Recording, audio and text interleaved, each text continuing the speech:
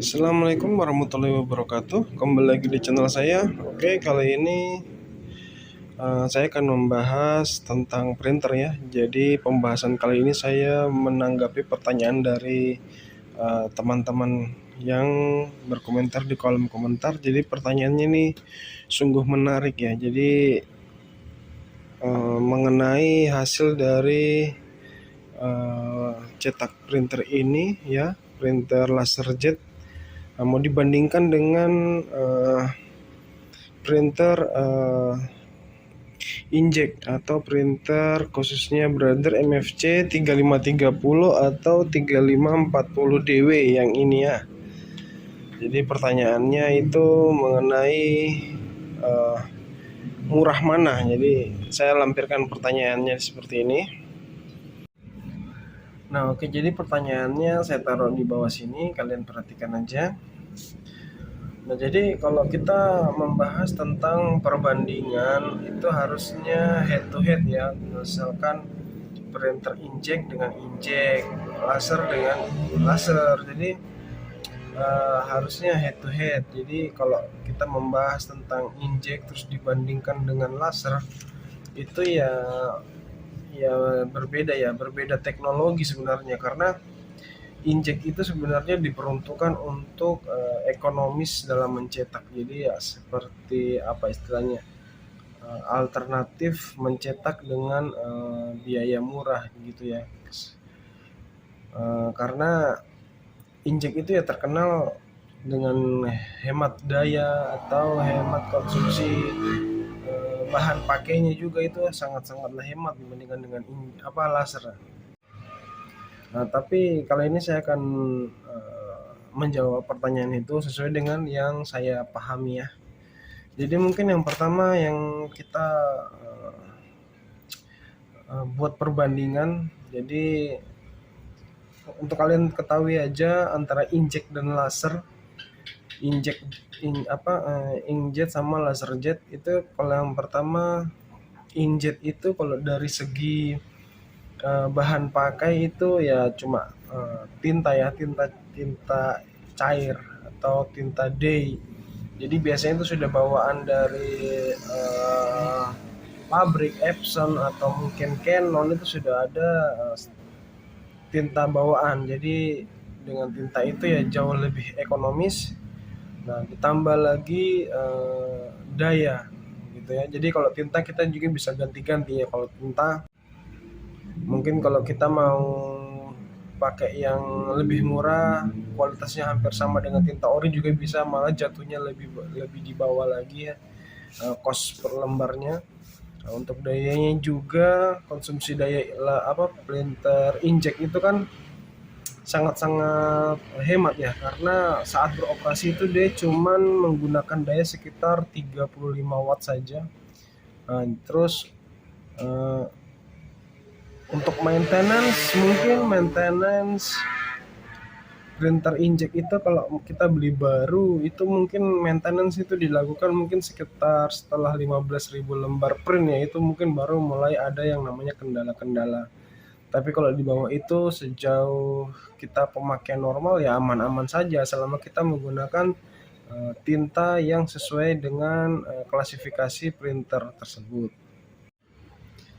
Cuman kalau printer inkjet itu untuk media cetak itu diperuntukkan untuk dokumen ya, kalau yang murah-murah, kecuali kayak WF ya, yang printer-printer cepat yang pigment itu mungkin kertas-kertas tertentu sudah bisa. Tapi kalau macam yang kelas-kelas yang di bawah, yang entry level, itu biasanya untuk diperuntukkan untuk mencetak dokumen biasa saja. Jadi dia bisa mencetak di bahan HVS, terus Buffalo, terus kertas glossy. Jadi glossy yang khusus inkjet ya itu bisa. Terus transparan, stiker glossy juga semua bisa lah. Intinya yang spesifikasinya untuk inkjet. Tapi kalau yang non inkjet dia nggak bisa cetak di situ ya. Contohnya kayak art paper itu dia nggak bisa dicetak menggunakan tinta day itu dia menggunakan tinta khusus ya, tapi diganti dengan tinta art paper juga bisa ya, cuman ya maintenance-nya semakin besar karena rentan kerusakan printernya itu semakin besar. Nah terus printer inkjet kalau kita membuat cetakan ngeblok dalam arti kualitas high kayak seperti foto itu dengan warna-warna yang tajam yang ngeblok, itu memakan waktu lumayan lama ya. Untuk selembar F4 itu mungkin di sekitaran 10 menitan sampai 15 menitan, kemungkinan seperti itu. Itu full color ya. Nah, jadi seperti itu kalau inkjet. Nah, kalau kita membahas tentang laser jet, tentu laser jet itu berbanding terbalik sama inkjet. Jadi kalau laser jet untuk bahan pakai itu dia menggunakan sistem Catrick ya. Catricknya itu ada drum, ada pokoknya banyak, dia punya komponennya banyak. Nah itu kalau kita mau mengganti per Catrick IC, jadi ya satu paket. Jadi Catrick IC itu biasanya jatuhnya lebih mahal. Nah, cuman kan sekarang kan teknologi itu kan sudah ada yang namanya alternatif, jadi kayak refillnya ada, terus suku cadang yang kompatibel juga ada, jadi jauh lebih murah dibandingkan menggunakan part yang original atau yang IC. Jadi itu sebenarnya juga sangat membantu, tapi kalau dibandingkan dengan inkjet itu masih jauh lebih mahal. Nah tintanya juga, ini tintanya tinta serbuk ya, jadi dia menggunakan tinta serbuk. Nah, kalau printer laser jetnya warna, berarti dia menggunakan 4 warna dan menggunakan 4 Catrick.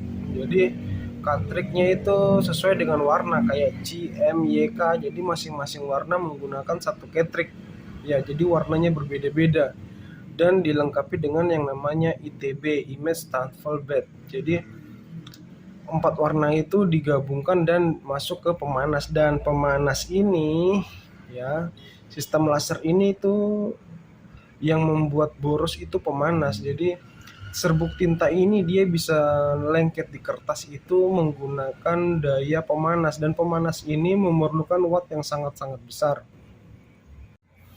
Nah, adapun wattnya itu sama seperti mesin fotokopi ya, di atas 1000, paling ya 1010 watt atau tidak 1015 watt, sekitaran itu. Yang jelas dia wattnya tuh besar, jadi berbeda dengan yang inkjet. Jadi wattnya itu sangat-sangat bisa dibilang berkali-kali lipat dari inkjet.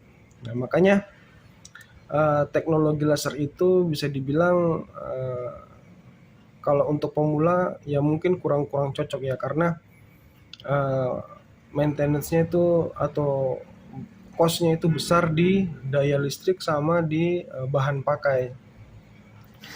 Nah untuk selanjutnya maintenance ya, kalau maintenance ini ya bisa dibilang printer ini kan menggunakan bahan yang apa istilahnya, bahan pakai yang memiliki batas pemakaian. Jadi contohnya drum itu bisa, kalau mulus ya, kalau sering dirawat, dibersihkan itu bisa sampai di atas 15.000 kalau untuk drum ya. Untuk drum, untuk cleaning belt. Nah, jadi cleaning blade-nya itu ya bisa tahan lama, yang penting selalu dibersihkan.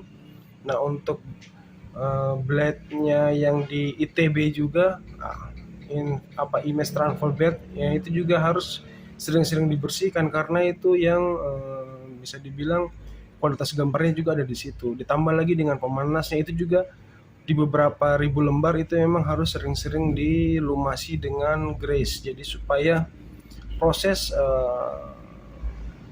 pemanasan dari tinta itu betul-betul melekat dan rata di kertas. Jadi seperti itu.